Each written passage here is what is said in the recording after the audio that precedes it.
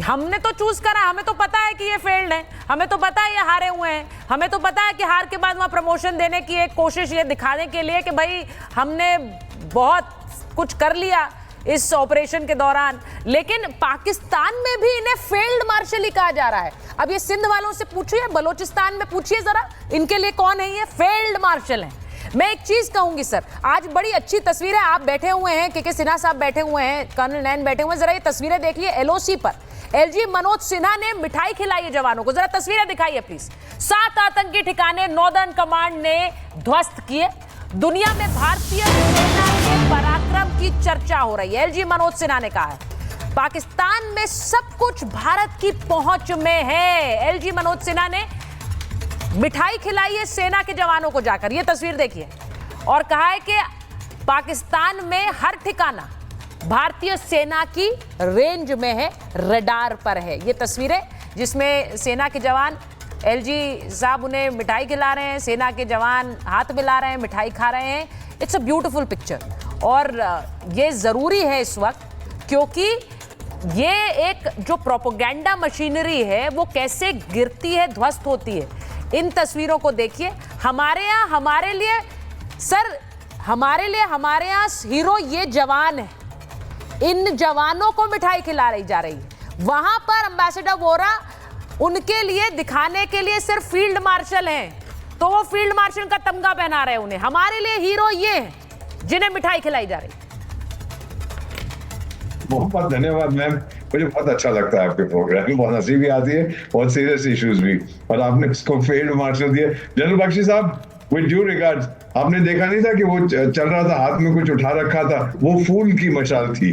Field marshal के लिए एक मशाल लेके वो बेवकूफ घूम रहा। इसको फूल मार्शल इसलिए बनाया गया है मैम, ताकि आपको तो मालूम है, जनरल साहब बताएंगे, 2 वरिष्ठ आउटस्टैंडिंग मिलिट्री ऑफिसर्स हैं, 3 लोग हैं, कि ये फील्ड मार्शल का जो खिताब होता है ये उसके रिटायर होने के बहुत सा बाद दिया जाता है, जैसे हमने जनरल करियप्पा को दिया था, जनरल मैनिक शोभी रिटायरमेंट के बाद। So this is an appointment, एक ऑनररी पोजीशन। अब मैं बताता हूँ, जनरल बख्शी, मैं मलेशिया में था, तो वहां पे उनका सिस्टम होता है, जो शहनशाह मलेशिया का बनता है, उनके 8-10 जो डिफरेंट प्रोविंसेस हैं, बाय रोटेशन जाता है। तो चाहे वो 25 साल का हो, 30 साल का हो, उस प्रोविंस का जो किंग है वो फिर नेशनल किंग बनता है, और उसको फील्ड मार्शल का खिताब दिया जाता है। फिर दूसरी जो मैंने अपनी जिंदगी में देखा, इदी अमीन ऑफ युगांडा, कॉर्पोरल था, जब उसने सत्ता संभाली, अपने चमचे को बुलाया, बोला कॉर्पोरल से मुझे फील्ड मार्शल बना।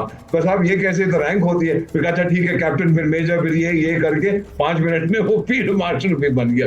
We have jokers like this, and this clown has to understand. अभी आपने सिंध की बात की मैम, मैं मिला हुआ उनसे, उनका नाम जहां तक मुझे याद है, 30 साल हो गए उनको गुजरे हुए, उनका नाम था गुलाम मुस्तफा सईद, जीएम सईद। इन्होंने जीए सिंध मूवमेंट चालू की थी पार्टीशन से पहले। ये बहुत सपोर्ट करते थे 2 नेशन थ्योरी को, लेकिन जब पार्टीशन हो गया तो फिर इन्होंने कहा भी जो सिंधु देश है उसको भी कुछ हक मिलने चाहिए, इसको पकड़ के जेल में डाल दिया। फिर इसने ये इंडिपेंडेंस मूवमेंट शुरू की बांग्लादेश के सेपरेशन के बाद 72 में, जीए सिंध मूवमेंट। और फिर हमसे सपोर्ट मारने लगा। इसने मेरे कॉलीग को, उन्होंने लिखा है, बोला कि मुझे सपना आया था कि जैसे ही बांग्लादेश बना है वैसे इंदिरा गांधी एक दिन आके मुझे चाबी दे देगी, लो जी ये तुम्हारा सिंधु देश है। So this movement has been going on, क्योंकि इनकी लैंग्वेज को, कल्चर को, सबको सप्रेस करने की कोशिश की। और एक मैम इन्फ्लेक्शन पॉइंट आया था जब बेनजीर भुट्टो की हत्या हुई थी, उस समय सिंधी बहुत भड़क गए थे। उसका भी फायदा उठाया था कुछ आउटफिट्स ने कि भाई देखो ये क्या हो। अब वो जो बिलावल, जो क्या नाम उसका, बिली बंटर, वो सांड वाला जो मंत्री उनका है बेवकूफ, उसने ही मेड हिज पीस, उसने अपनी शांति कर ली फौज के साथ, उसने ज्यादा शोर नहीं मचाया। उसकी माँ, ये लोग सिंधी है ना, इसकी माँ को मारा था, इसके दादा को मारा था, लेकिन ये भूला नहीं है। तो मेरा कहने का मतलब मैम, ये सिंधु देश की जो इंडिपेंडेंस मूवमेंट है ये चलती जाएगी, क्योंकि पाकिस्तान फौज, जनरल बख्शी, मैं सबसे कहता हूं, हमारे देश में जब मूवमेंट होती है मैम, हम सिविल सर्वेंट या पॉलिटिशियन बैठ के डिस्कस करते हैं। वो क्या डिस्कस करते हैं? गोली मारो इसको, that's it, they don't know how to talk. इसीलिए मुझे लगता है कि सिंधु देश अब बहुत बड़ी मुसीबत, बड़ा सीरियस मैटर है। मैं जरा अपने दर्शकों को बताऊं कि वहां पर जो आवाजें उठ रही हैं उन्हें कर्व करने के लिए, उन पर अंकुश लगाने के लिए वहां ड्रोन से हमले कर रहे हैं। उन ड्रोन हमलों में छोटे छोटे बच्चे मारे गए। आज उसको लेकर यह विद्रोह ज्यादा बढ़ गया। क्योंकि वहां बच्चे मारे गए इन ड्रोन हमलों में। कर्नल नैन, मैं आपके पास आ रही हूं, एक बार ये जरा बड़ी खबर बता दूं, क्योंकि पाकिस्तान का एक प्रोपेगेंडा मशीनरी जो चल रही है, पाकिस्तान के आरोपों पर भारत ने तीखा पलटवार किया। पाकिस्तान ने क्या कहा है, वो आरोप उल्टा, जो कहते हैं ना उल्टा चोर कोतवाल को डांटे, पाकिस्तान में अशांति फैलाने के आरोप लगा रहा है, जिन्हें विदेश मंत्रालय ने बेबुनियाद बताया है। आतंकवाद का केंद्र वाली छवि से ध्यान हटाने की कोशिश है पाकिस्तान की, ये कहा विदेश मंत्रालय ने। अपने आंतरिक मुद्दों के लिए भारत को दोष देना उसकी आदत है। दुनिया के धोखा देने की ये चाल नाकाम ही रहेगी, क्योंकि पाकिस्तान उल्टा हम पर आरोप लगाने की कोशिश में है। अंतर्राष्ट्रीय मंच पर कुछ तो कहना पड़ेगा कर्नल नैन, ये कुछ कहना पड़ेगा। और इसीलिए आज मैं बता रही हूं, ये फील्ड मार्शल की बात कर रहे हैं हम सिंधु देश की बात कर रहे हैं। हम ये भी बता रहे हैं कर्नल नैन, बहुत इंटरेस्टिंग है ये, कि पिछले 48 घंटे में, जरा वो 3 तस्वीरें चलाइए, पिछले 48 घंटे में हाफिज सईद के 2 बेहद करीबी मार गिराए गए। अब ये वो हैं जिन्हें पाकिस्तान में अच्छी खासी सिक्योरिटी मिली हुई है, लेकिन ये दोनों मार गिराए गए। इसका क्या मतलब? देखिए सुचारिता, मैं पहले आपका ये वाला सवाल कवर करूंगा। जो हमजा मारा गया है कल, जी जी, ये लश्कर तैयबा का को फाउंडर था, यानी हाफिज सईद के साथ मिलकर के इसने लश्कर तैयबा बनाई थी। और ये घायल अवस्था में अपने घर के अंदर गोली लगे हुए मिला था, किसी ने घर में घुस के इसको गोली मारी है।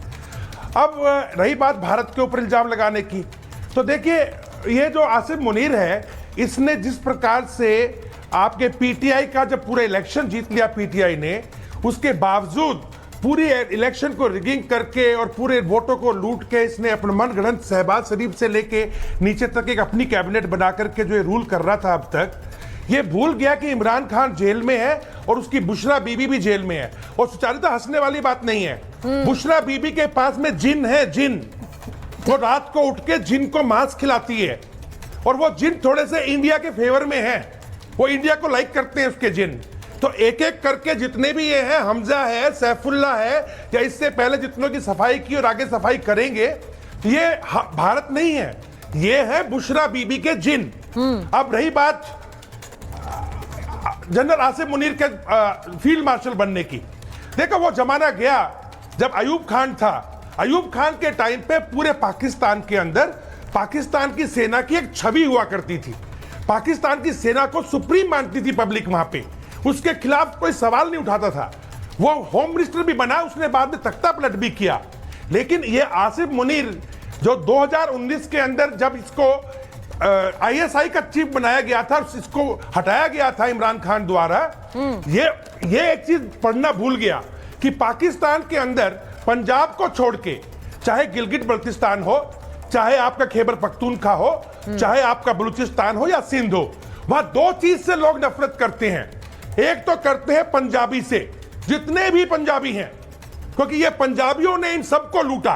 और दूसरा, अब जिस प्रकार से करप्शन और जिस तरह की हरकतें सेना ने करी हैं, पब्लिक भूखी मर रही है, पूरा पैसा खा गए, फौजी फाउंडेशन बना लिया, सब कुछ अपना पैसा भरा, लूटा, $7 बिलियन लेके पिछले वाला चीफ भाग गया, उससे पूरी की पूरी जनता इनके अभी साथ में नहीं है। इसीलिए ये नारा, ये जो दहशतगर्दी है, इसके पीछे वर्दी है, वो पीओके में भी है, गिलगिट बल्तिस्तान से लेके खैबर पख्तूनख्वा में भी है, और ये आज सिंधु देश में भी उठ गया बलूचिस्तान के बाद में। और आज सुबेरे ही इसकी नफरत कितनी है देखो, आज सुबेरे ही क्वेटा से कराची जाने वाली सड़क पे खुदजोर इलाके के अंदर एक सैनिकों के बस को उड़ा दिया, बस को, बच्चों की बस को, आर्मी स्कूल की, और उसमें काफी लोग मारे गए सुचारिता। तो ये दिखाता है कि सेना के प्रति कितनी नफरत है और पंजाबियों के प्रति कितनी नफरत है।